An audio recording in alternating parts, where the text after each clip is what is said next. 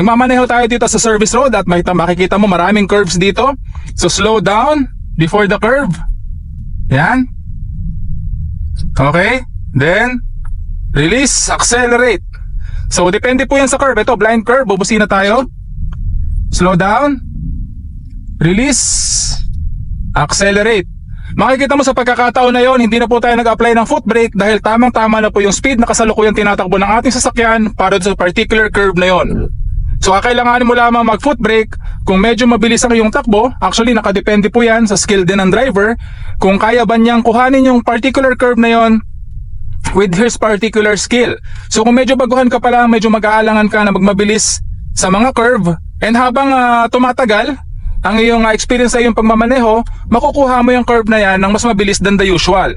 Pero mind you, be careful and be cautious sa speed na tinatakbo ng iyong sasakyan dahil lubhang mapanganib po kung masyadong mabilis ang iyong takbo para sa particular curve na yan.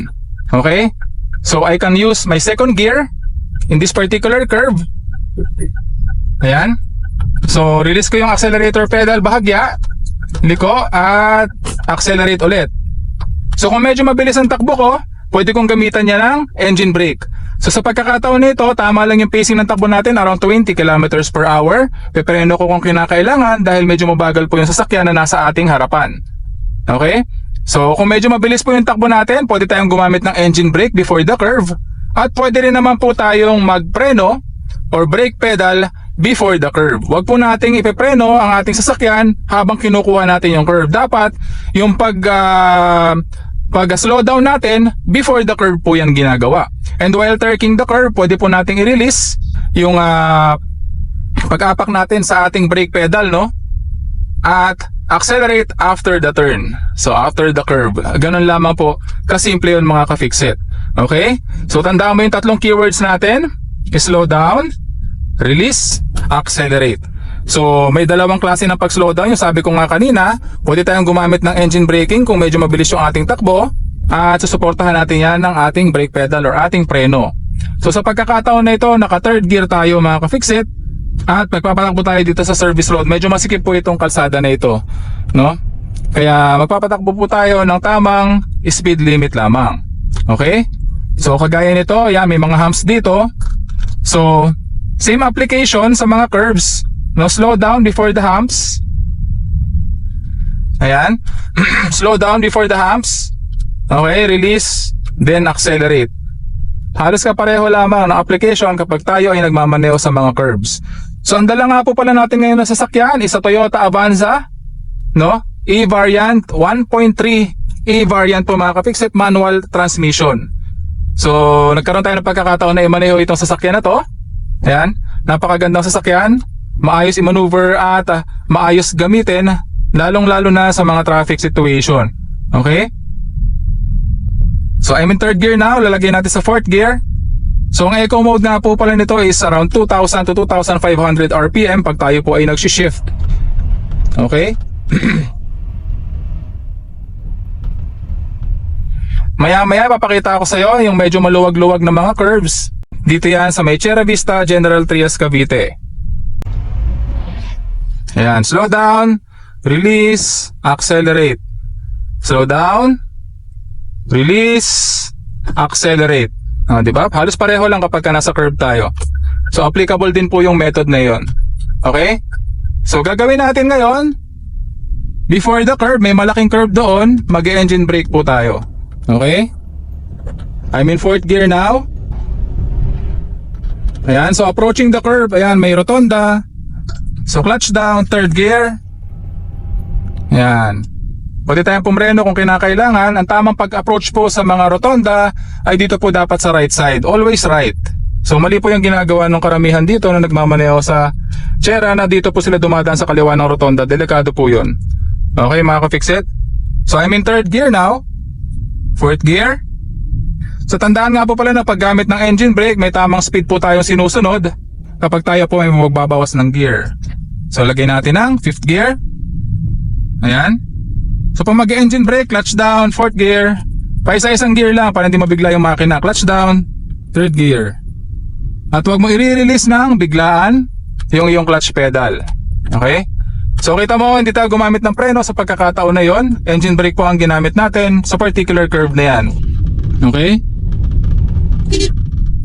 Nandito po tayo sa malaking oval na ito.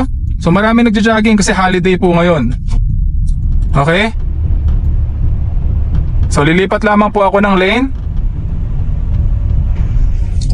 Maya-maya dahil tayo po ay magta-turn right doon sa sunod na kanto. Okay, so turn right. Nasa third gear ako ngayon. Tama-tama lamang yung speed natin sa pagkakataon na ito.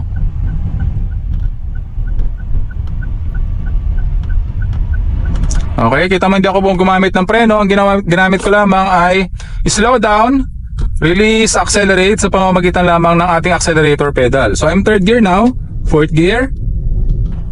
Okay, fifth gear at 2000 RPM. So clutch all the way down, fourth gear, engine brake. Okay, clutch down, third gear, engine brake. At kung kulang pa yan, pwede akong pumreno sa pamamagitan ng ating foot brake. Okay? So ganun lamang po ang pag-slow down before the curve. Actually depende naman po sa curve.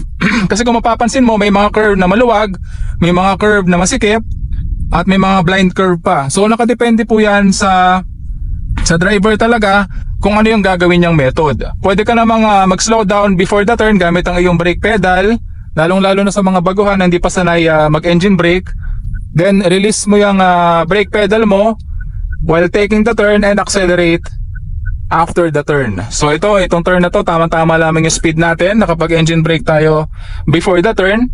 So makakatulong kasi yung engine braking para hindi po natin na gagamitin more frequent yung ating brake pedal at makakaiwas po tayo sa unnecessary wear and tear na pwedeng mangyari sa ating brake pedal. Okay?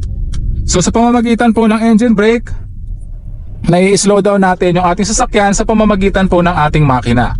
Pero may precautionary measure po ako dito. Kailangan tama po ang particular na tinatakbong speed ng ating sasakyan bago po natin ipasok yung engine brake or bago po natin ipasok yung mas mababang gear. Okay? So kung ano po yung bandwidth or kung ano po yung gear ratio na kayang takbuhin ng inyong gear sa upshifting, ganun din naman po yan sa downshifting. So kung halimbawa 10 to 20 kilometers per hour yung first gear at 30 to 40 kilometers per hour yung kayang takbuhin ng iyong second gear. Then sa third gear mo up to 60 kilometers per hour. So dapat within that range kapag nag-downshift ka to engine braking before the turn. Okay mga ka-fix it? So mag-accelerate lamang ako dito sa kalsada na ito, second gear. Sandali lamang, marami pong nagbibisikleta. Ayan, ingatan po natin yung mga yan at pedestrian po yan. Ayan. So mag-accelerate ako smoothly dito sa kalsada na ito at magra-right turn tayo dyan sa sunod na kanto. So pag mga blind curve maganda, bumubusina ka para alam ng mga sasakyan na makakasalubong mo na paparating ka, no? Okay? So accelerate tayo. Third gear, fourth gear at 2000 RPM.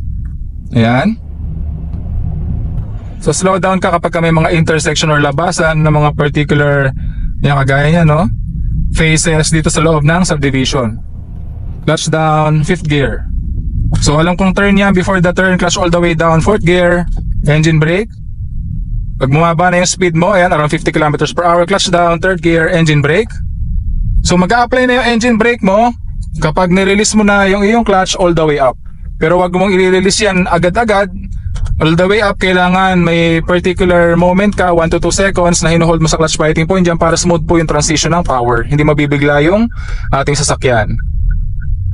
Ituturo ko yan on another video. Okay?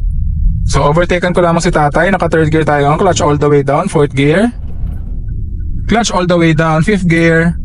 Ayan, before the turn, clutch all the way down, fourth gear. Clutch all the way down, third gear, engine brake. Ayan, kaya ko na tong curve na to sa particular speed na to. Okay?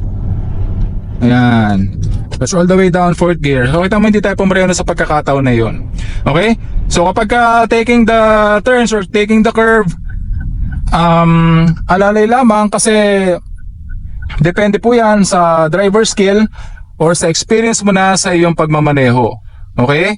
Huwag kang magmamadali, one step at a time lamang. Dahil lahat ng natututunan mo dito sa channel, kapag yan ay pinapractice mo sa iyong pagmamaneho, sa katagalan ng iyong experience, magiging automatic reflex action yan and muscle memory ng iyong katawan at magagawa mo na yan in the future without even thinking about it.